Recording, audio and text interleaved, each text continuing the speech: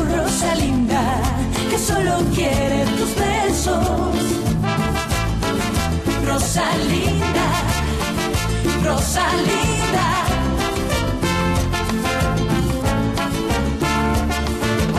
Rosalinda, ay amor. Panganganak na si Rosalinda. Talaga? Sa tingin ko masyado niyong pinapalaki yung bagay. Totoo niyan, kung ako yun, magiging emosyonal ako. Hindi ka sigurado na ikaw ang pakakasalan ko. Umamin ka nga sa akin, may gusto ka ba kay Anibal? Mahal ko talaga siya eh. Hindi ko alam na ganito pala magmahal ng sobra-sobra. Si Jose Fernando Altamirano, ang asawa ko. Hinatulan siya ng 25 taon sa kulungan, pero pinalaya siya na maaga. Anong pangalan ng babae? Soledad Romero. Nakita ko na si Soledad Romero sa parehong bahay na tinitirhan ng pamilya ng asawa ng anak mo, si Rosalinda Perez. Tita siya ni Rosalinda? Hindi, senyora. Siya ang totoo niyang ina. Sabihin mo sa akin, bakit pinatay ng mama ko ang lalaking yon? Tama na. Tama na. Tama na ang pagtatanong mo. Naiintindihan kong nagulat ka sa lahat ng sinabi ko. Nagulat din naman ako sa mga nalaman ko. Pero, hindi ka ba masaya na meron kang anak?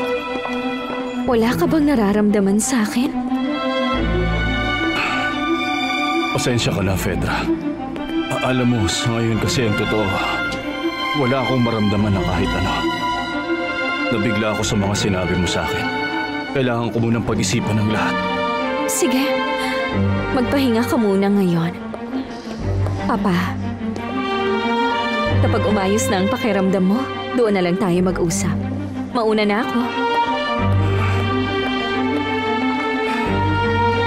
Itinago ni Soledad Romero sa kapatid mo na magkakaroon sila ng anak. Pagkatapos, ibinigay niya kay Dolores para iparehistro ang bata bilang kanya, para walang makaalam sa buong katotohanan. Sigurado ka ba talaga na ang batang sinasabi mo ay mismong si Rosalinda? 3 mga anak nila. May papakita ka ba sa akin na pruwebang si Rosalinda nga talaga ang anak ng kapatid ko at ng mamamatay tao na yan? Nakakulong si Soledad Romero nung araw na ipinanganak ang bata. Kaya siguradong si Rosalinda yon. Ang ibig sabihin, nahalo na rin ang dugo ko sa dugo ng isang taong walang awang pumatay sa asawa ko! Anong klaseng sumpa ang dumating sa buhay ko?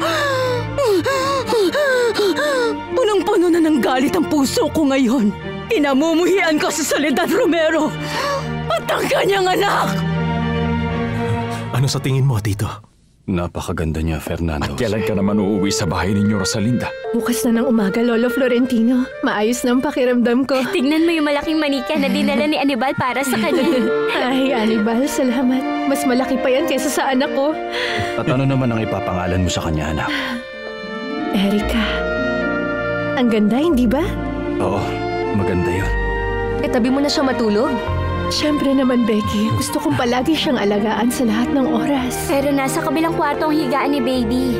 Ililipat yun ni Fernando, hindi ba mahal ko? Masusunod, aking reyna. Mahal na mahal kita. Ay, ang ganda talaga niya. Aking prinsesa.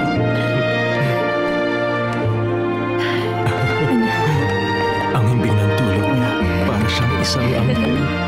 Oo nga, maliwala sa mukha. Tingnan niyo po siya, Papa. Napakaganda niya talaga. Bakit mo ako dinala rito? Ayokong marinig ng iba ang pag-uusapan natin. Tungkol saan to, Alfredo? Soledad, totoo bang nagkaroon tayo ng anak noon? O siya, umalis na tayo para magkaroon naman ng oras sa isa't isa mga magulang ng bata. Sige. Sa susunod na lang uli, Rosalinda. Mag-iingat po kayo, Lolo. Magpahinga kang mabuti, anak. Papa. Sige na, congratulations ulit. Salamat. Uuwi na kami.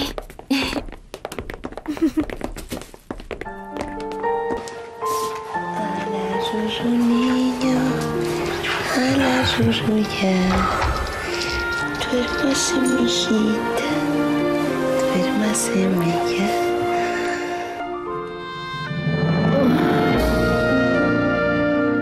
Gusto mo bang anak natin? Dapat lang na magustuhan ko siya. Hindi na natin siya pwedeng ibalik. Huwag mo sabihin yan. Ikaw talaga. Mahal na mahal ko siya. Sobrang ganda niya. Tignan mo siya, oh. Hindi kaya mas maganda kung ihiga natin siya sa Ayoko. kunan? Gusto kong dito na muna siya sa akin. Gusto ko muna siyang kargahin sa braso ko at yakapin ng mahigpit sa dibdib ko. At maramdaman ang napakaliit at mainit-init niyang katawan ngayon. Mahal kita, anak ko. Sa akin siya. Sa ating dalawa. Habang buhay, mahal ko. Fernando Jose, meron pa kayang masigit sa ganitong klaseng kaligayahan? Totoo ba yun, Soledad? Oo, Alfredo. Nagkaanak ako sa iyo habang nakakulong ako. Meron tayong anak. At ngayon ko lang nalaman.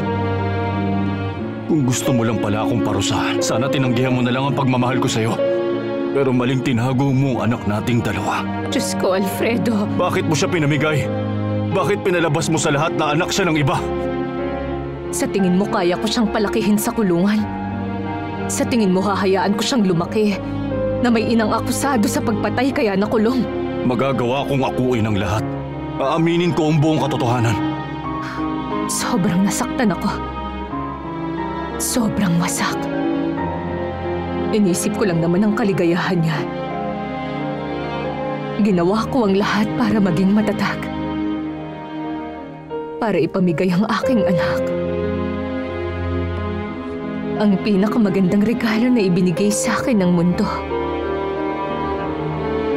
Hindi dapat malaman ng kapatid mo, Senyora Valeria. Intindihin mo. Pag nalaman niyang anak niya si Rosalinda, sa mga tao na yun siya mas mapapalapit. Huwag mong sabihin sa kanya.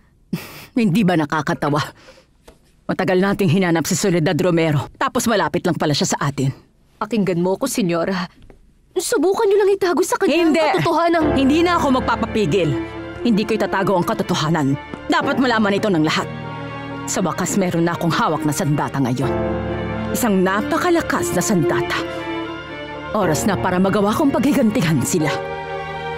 Ayokong malaman niya na nakulong ang mama niya dahil pinagbintangang nakagawa ng krimen. Kaya inilayo ko siya sa akin. At talagang napakasakit nun. Nasayang lang ang sakripisyo mo. Dahil alam niya na ang totoo. Anong sinasabi mo? Pinausap ako ng anak natin. Siya mismong nagsabi sa akin na ako ang kanyang ama. Rosalinda, Rosalinda.